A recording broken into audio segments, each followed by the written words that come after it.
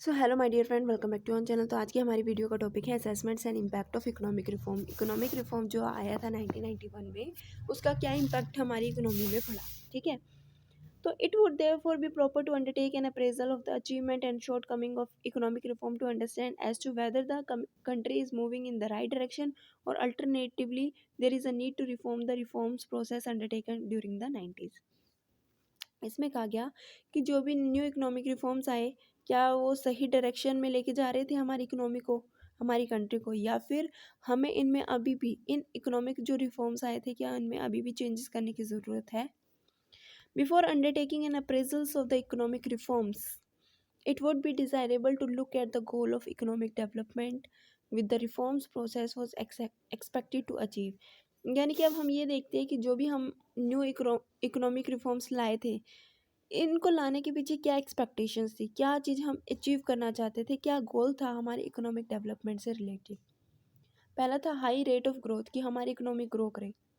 Second था an enlargement of employment potential leading into full employment, यानी कि लोगों को ज़्यादा से ज़्यादा एम्प्लॉयमेंट देना, जॉब्स देना।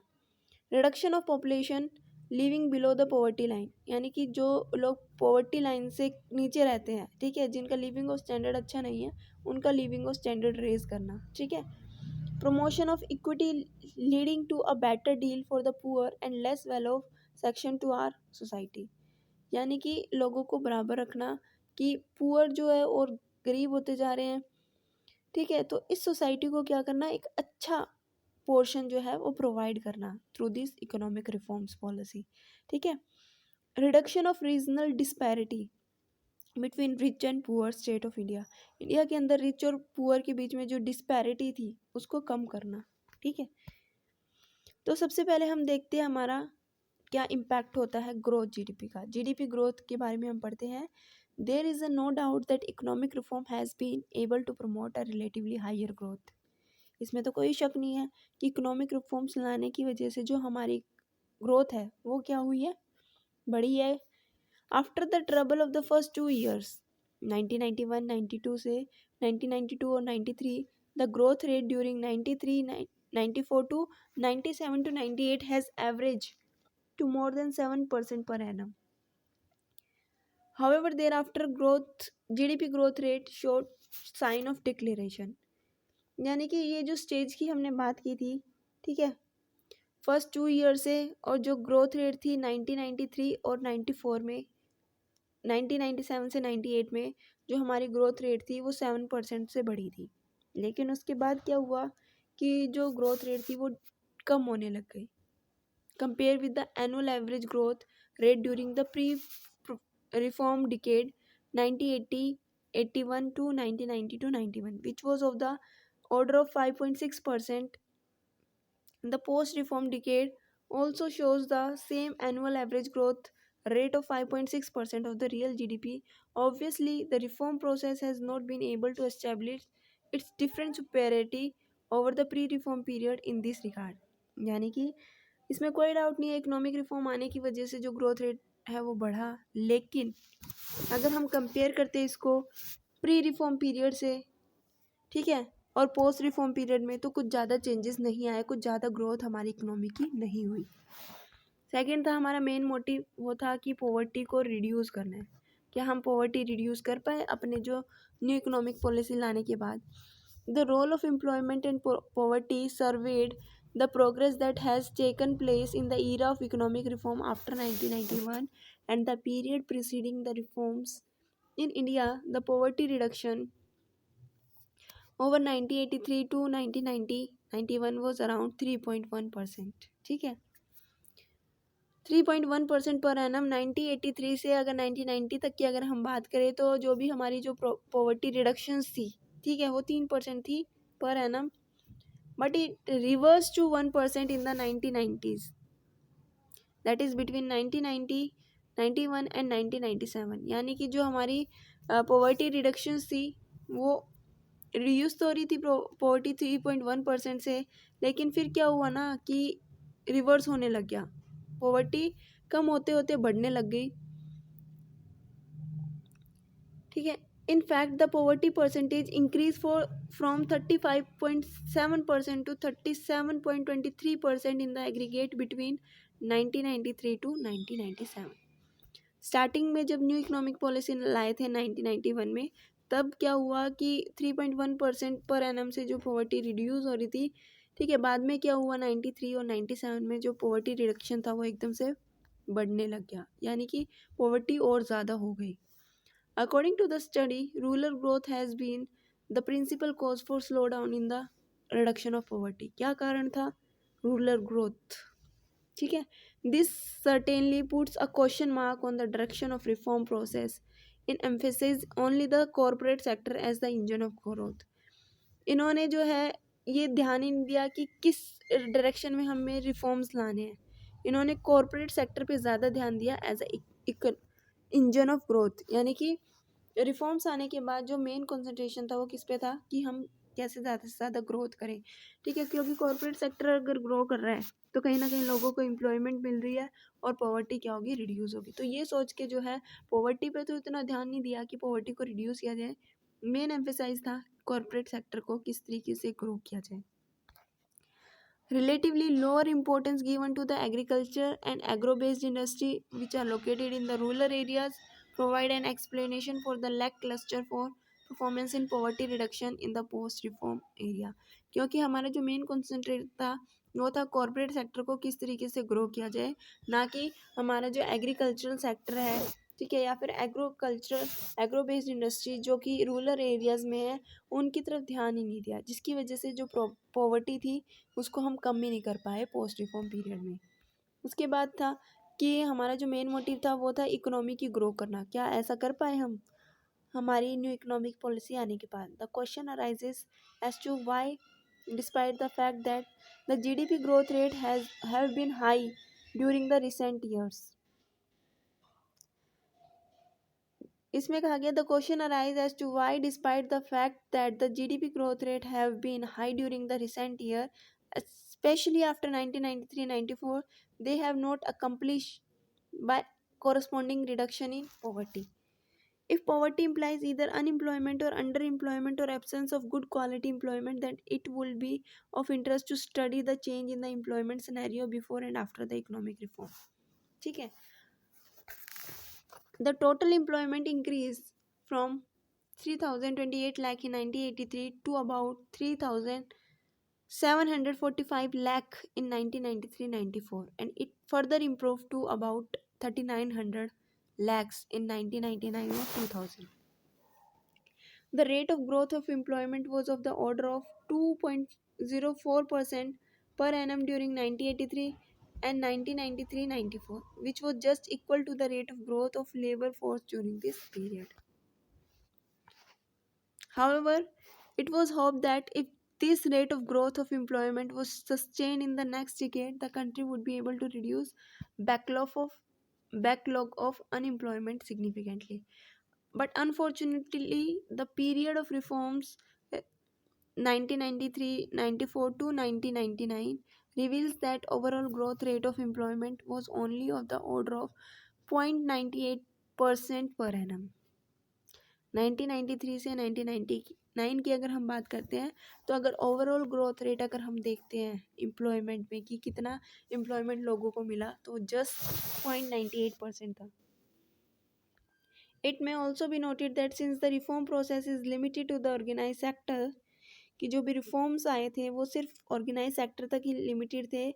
मोर so to the large corporate sector, the growth rate of employment even in the organized sector declared to 0.53% as against 1.23% per annum witnessed in the pre-reform period of 1983 to 1993.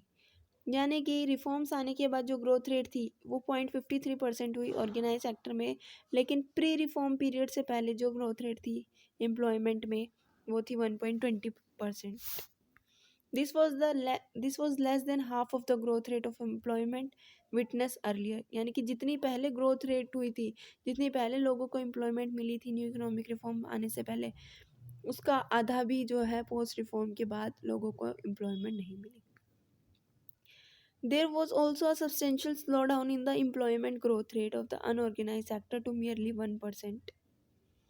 ठीक है, during 1994 to 1999 as against employment growth rate of 2.8% witnessed during the 11th year pre-reform period. यानी कि ये main यही कहना चाहता है कि जो भी हमारी प्री रिफॉर्म्स पीरियड था उसमें ज़्यादा ग्रोथ थी अगर हम कंपेयर करते हैं उसको पोस्ट रिफॉर्म पीरियड से. It has been observe that high growth rate in employment in India has almost always been associated with some reduction in poverty. उसके बाद जो नेक्स्ट हमारा पॉइंट था वो था neglect of agriculture. A major criticism of the process of employment reform is the neglect of agricultural. It is observed that foreign food grains production increased from 129.6 million ton in 1980-81 to 176.4 million ton in 1990-91, resulting in annual compound rate of 3.1%. But during the 13-year period of economic reform, it increases from 176.4 million tons in 1990 to 212 million ton only in 2003, indicating an annual average growth rate of 1.4%, which was lower than the growth rate of population. यानी कि agriculture को neglect किया जा रहा था. क्या कहा गया है कि पोस्ट रिफॉर्म की अगर हम बात करें तो एग्रीकल्चर हमारा बढ़ा है, लेकिन as compare to growth of population इतना नहीं बढ़ा. जितनी पॉपुलेशन बढ़ी है उतना हमारा जो है एग्रीकल्चर सेक्टर ग्रो नहीं किया. बहुत सारे रीजंस हैं. Various reason have been assigned for this situation. Firstly, the reform process has emphasise on the growth of manufacturing and service sector.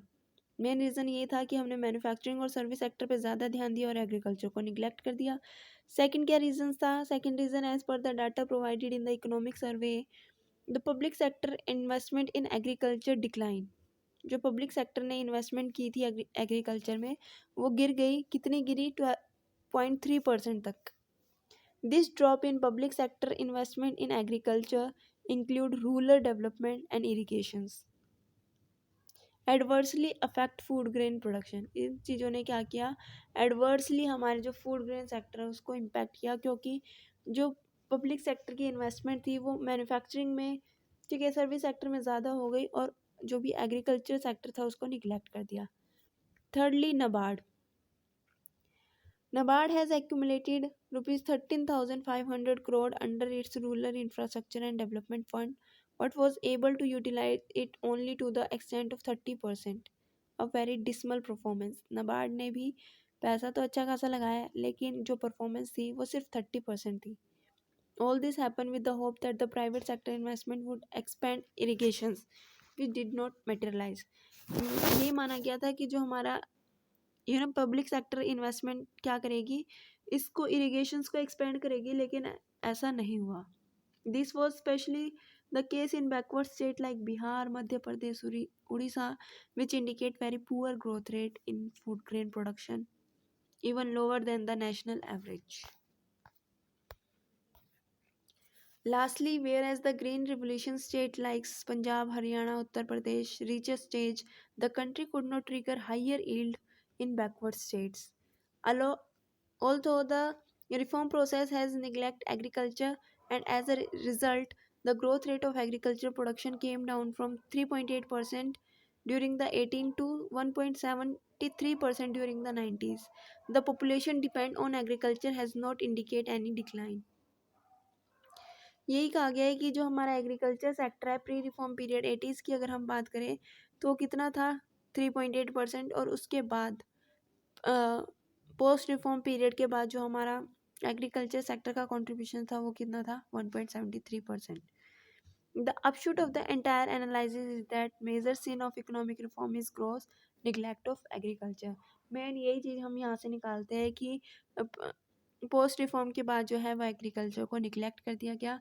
Also the 9th plan fix a target of 4.5% of annual growth in agriculture, but it actually achieved 2.1%. This is very distressing, more so in view of the fact that though India had 7 good monsoon years in succession. ठीक है. The government therefore, instead of withdrawing from investment in agriculture, irrigation and rural infrastructure, has to strengthen public sector investment in this area. Government को इन sectors से जो है वो investment को withdraw नहीं करना चाहिए, इनको क्या करना चाहिए, स्ट्रेंथन करना चाहिए, पब्लिक सेक्टर को इन एरियाज को स्ट्रेंथन करना चाहिए, ठीक है। In case this is not done, अगर ऐसा नहीं होता, bulk of population depend on agriculture will suffer and the country may endanger long term prospect of food security. Government को क्या करना चाहिए, फूड सिक्योरिटी प्रोवाइड करनी चाहिए, अगर ऐसा नहीं होगा तो लॉन्ग टर्म में जो है वो सफ़र करना पड़ सकता है। उसके बाद जो नेक्स्ट थिंग थी वो कि इकोनॉमिक रिफॉर्म्स का क्या इम्पैक्ट पड़ा इंडस्ट्री की ग्रोथ पे, ठीक है। Economic reform were mainly intended to remove the problem in industrial production. To pursue this goal industrial licence was abolished in all but 18 industry. Later the government delicense several others. यहाँ पे कहा गया कि जो पहले restrictions थी, पहले जो प्रॉब्लम थी, उन प्रॉब्लम को लिबरलाइज किया गया। पहले जो लाइसेंस की रिक्वायरमेंट थी, उन रिक्वायरमेंट को हटाया गया। पहले सिर्फ 18 ऐसी इंडस्ट्री थी जिनके लिए लाइसेंस की रिक्वायरमेंट थी, बाकी और कोई भी इंडस्ट्री आप सेटअप कर सकते थे बिना किसी लाइसेंस के, ठीक है। 1988 और 1990 में 3 और इंडस्ट्री को हटाया गया, मतलब सिर्फ 15 इंडस्ट्री अब रह गई जिसके लिए लाइसेंस की रिक्वायरमेंट है। There are only 6 industry now under compulsory licence. बाकी जितने भी लाइसेंस रिक्वायरमेंट थी वो सारी हटा दी, सिर्फ 6 इंडस्ट्री ऐसी रह गई जिनके लिए लाइसेंस की ज़रूरत है। Whereas in the 18, the General Index of Industrial Production record an annual average growth rate of 7.5%। यानी कि 80s में जो ग्रोथ रेट था वो 7.8% था, लेकिन 90s में आते आते वो ग्रोथ रेट जो है वो 5.8% रह गया। In manufacturing it decline from 7.6% in 80s to 6.9% in 90s। Manufacturing में भी अगर हम ग्रोथ रेट की बात करते हैं इंडस्ट्री की, वो डिक्लाइन हो गई। In electricity, it declined from 9% to 5.7%, and in mining and quarrying, it slumped from 8.3% to 3.8%. Thus, the expectation that growth of industrial production would be stimulated did not materialize. Main था कि industry grow करेगी, लेकिन ऐसा नहीं हुआ, बल्कि grow करने की वजह वो और नीचे चली गई। Intermediary goods which record a slightly higher growth rate of 7.6% in the 90s as compared to 5.9% in the 80s। यानी कि जो हमारे इंटरमीडिएटरी गुड्स थे कहीं ना कहीं उन्होंने ग्रोथ की है। In all the other sector growth rate recorded in the 80s were higher than those in the 90s। अगर हम बाकी अदर सेक्टर की बात करते हैं तो जो ग्रोथ रेट था 80s में वो बहुत ज़्यादा था as compare to 90s। So in the capital good sector growth rate dipped to a low level of 6.1% in 90s as against growth rate 11.5% in the 80s। 80s में अगर हम capital good sector की बात करें तो growth rate जो है वो 80s में ज़्यादा था as compare to 90s।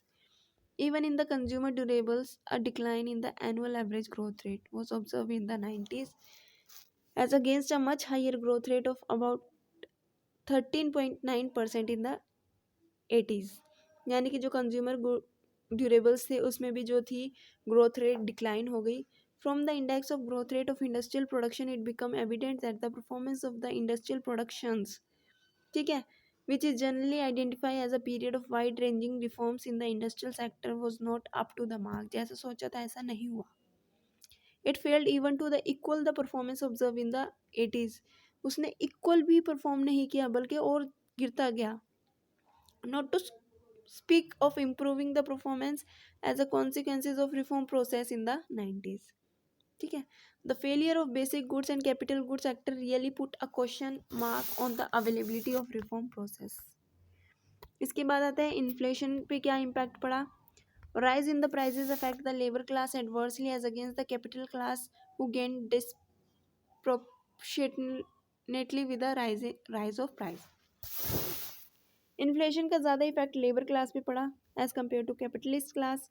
The movement of wholesale price index reveals that in the pre reform period, ठीक है, pre reform period the annual average rise of wholesale price index was of the order of 6.9% and in the post reform period it was 7.9%, ठीक है। in case we take food article as a group which affect the poor much more, its WPI rose at a rate of 8.3% in the post reform period as against 7.2% in the pre reform period। On both the count, the performance on the price front in the post-reform was relatively adverse as against the pre-reform period. जो भी pre reform period में था ना, reform आने से पहले जो था उसका उल्टा ही हुआ हमारे पोस्ट रिफॉर्म पीरियड में. Better index of measuring the welfare would be to study the movement of consumer price index. The data revealed that during the 1990 to 2000 WPI index annual average rise by 7.9%, but the consumer price index for industrial worker showed a rise of 8.3%, and CPI for agricultural labor indicates a still higher rise by 10.4%. ठीक है. Since CPI and agricultural labor is more comprehensive index covering a very large section of poor agricultural worker, it rises by annual average of 10.4% only indicate the worst unpleasant condition of the weakest section of our society, which has poor bargaining power. Obviously, their real wages would show a decline with such a sharp increase in consumer price index. ठीक है, agricultural laborers. The upshot of the above analysis is that in the post-reform period, particularly after 1995-96, retail inflation have been higher than wholesale inflation, and reform process failed to curb this trend. यानी कि inflation बहुत ज़्यादा हो चुका था, जो कि हमारे जो लेबर क्लासेस को ज़्यादा इम्पैक्ट कर रहा था. उसके बाद आता है कि इंफ्रास्ट्रक्चर में कितनी ग्रोथ हुई. The analysis reveal that in case of saleable steel, cement, petrol, refinery product, the growth rate was higher in the post-reform period than the pre-reform period. In case of steel, index of production increases by 9.5% during 1993 to 2002 as against only 4.9% in the pre-reform period. यानी कि जो steel की production है वो बढ़ गई. Similarly, the growth of cement production also indicates sharp increase by 8.2% in 1993 to 2002 as compared to the 4% in the pre-reform period. ठीक है. However, it should be pointed out that the momentum gain in the post-reform period for acceleration in the production of cement was the consequence of introduction of dual price for cement introduced in the 1982, with progressive reduction in the percentage of control cement of to eventually free cement price from state control. तो यहाँ पे ये कहा गया है कि जो हमारा स्टील्स था, जो हमारी सीमेंट थी, उसकी प्रोडक्शन जो है वो इंक्रीज हो गई. This led to massive increase in cement capacity and output. क्यों हुआ? क्योंकि जो इंडस्ट्री पे लिमिटेशंस थी, जो भी लाइसेंसिंग रिक्वायरमेंट थी, उसको हटा दिया गया, जिसकी वजह से इनकी डिमांड जो है वो बढ़ गई, इनकी आउटपुट जो है वो बढ़ गई. Similarly gradual easing of steel price control was accepted by the government in 1983, but all these measures were taken in the pre-reform period, which helped to provide an environment to these industries to raise their capacity and output without any problem. जो steel price पे control था उसको ease कर दिया, उसको क्या कर दिया, कंट्रोल हटा दिए, जिसकी वजह से ये जो है आउटपुट और इसकी कैपेसिटी जो है वो बढ़ गई. अदर इंफ्रास्ट्रक्चर इंडस्ट्री की अगर हम बात करते हैं, जैसे कि electricity, coal and petroleum, refinery product did not fare well in the post-reform period. In case of electricity, in the 80s, the growth rate of generation was of the order of 9.1%, and it was just the same order in the 90s. यानी कि electricity की जो production थी वो same थी. Likewise, coal production declined from 6.4% in the 80s to just 3.6% in the 90s, and in case of petroleum, growth rate dipped from 12.2% in the 90s to just 2.2% during. यानी कि जो हमारी petroleum growth rate थी वो कितनी थी, 2.2% थी 80s में, और ये कितने रह गई, 2.2% रह गई 90s में. While the state withdrew from this sector and did not undertake any further investment, the private sector India as well as foreign failed to fill the vacuum. यानी कि हमारा जो प्राइवेट सेक्टर था, उन्होंने क्या किया, यहाँ से जो इन्वेस्टमेंट की हुई थी वो निकाल ली, क्योंकि यहाँ पे बेनिफिट नहीं हो रहा था. Obviously excessive independence excessive dependence on private sector in the post reform period did not yield the desired result। हमने क्या किया है, पोस्ट रिफॉर्म पीरियड में हमने प्राइवेट सेक्टर के ऊपर ज़्यादा ट्रस्ट कर लिया, ठीक है, लेकिन जो डिज़ायर रिजल्ट था वो ये नहीं दे पाए। India's foreign trade and balance of payment के बारे में अब हम जानते हैं। इन 1991 the new economic reform went in for a more rapid globalization of the Indian economy by reducing and abolishing quantitative restriction and also reduce tariff barriers। क्या किया 1991 में, जितने भी टैरिफ बैरियर्स थे, जितने भी क्वांटिटेटिव रिस्ट्रिक्शन थी वो हटा दी गई। जो मेन इम्प्लीकेशंस था वो था क्या है कि two reform measures were intended to boost export as well as to facilitate development import और the import consider vital for the increasing industrial production. यहाँ पे जितनी भी रिस्ट्रिक्शंस थी उसको हटा दिया गया, टैरिफ को कम कर दिया गया, एक्सपोर्ट को बढ़ाया गया और जो भी हमारा इंपोर्ट था उसको लिबरलाइज कर दिया गया ताकि हम इंडस्ट्रियल प्रोडक्शन को बढ़ा सकें। It was therefore be appropriate to compare the trend of foreign trade in the pre reform period to the post reform period. ठीक है, if we group the period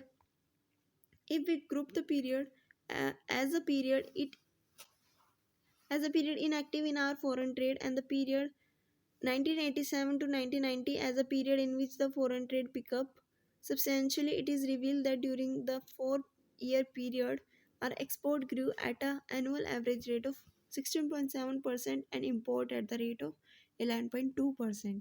ठीक है, this period comprises well with the post liberalization period of 1991-92 to 95 to 96 in which export grew at the rate of 7.5% and import at the rate of 15.7%। ठीक है, तो यहाँ पे ये कहा गया कि पोस्ट रिफॉर्म पीरियड में इतना जो है वो चेंज नहीं आया, इतनी ग्रोथ नहीं हुई थी जितनी हमारी प्री रिफॉर्म पीरियड्स में हुई थी। However, the average balance of trade gap for the period 1996 to 97 to 2001 was of order of $7.95 billion, which has been a cause for concern। ठीक है, it may also be noted that the reform process cannot continue to take credit for boosting import growth because the objective of reform process should be to ultimate boost export growth faster than the import growth so that the trade balance gap is reduced। यानी कि post reform period में हमारा main objective यही था कि हमें export बढ़ाना है एज़ कम्पेयर टू इम्पोर्ट, क्योंकि जो ट्रेड बैलेंस में जो बैलेंस ऑफ पेमेंट में गैप्स आए उसको हमें क्या करना है, रिड्यूस करना है। However this does not seems to be happening and the trade balance deficit increasing. ऐसा नहीं हुआ जैसा सोचा था और जो हमारा ट्रेड बैलेंस जो था बैलेंस ऑफ पेमेंट उसमें जो डेफिसिट अराइज हो रहा था वो और बढ़ता गया। The Indian economy as a consequence of globalization has developed a dependence problem।